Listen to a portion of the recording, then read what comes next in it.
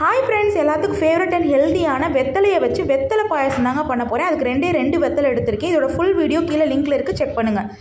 ஒரு பேக்கெட் பால் எடுத்திருக்கேன். கொஞ்சமாக ஜவ்வரிசியை ஊற வச்சுருக்கேன்.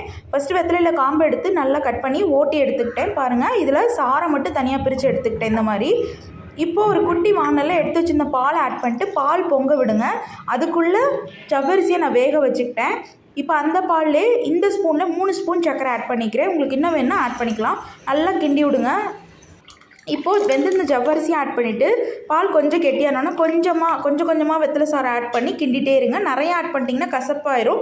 லைட்டாக கொஞ்சமாக ஆட் பண்ணி டேஸ்ட் பண்ணி பார்த்துட்டு ஸ்டாப் பண்ணிவிடுங்க. அப்போ நல்லா கிண்டி விட்டு இப்போ பாதாம் பிசின் கொஞ்சம் ஊற வச்சு எடுத்துருந்தேன். அதையும் அது கூட இந்த வெத்தலை பாயசத்தையும் ஆட் பண்ணுங்கள்.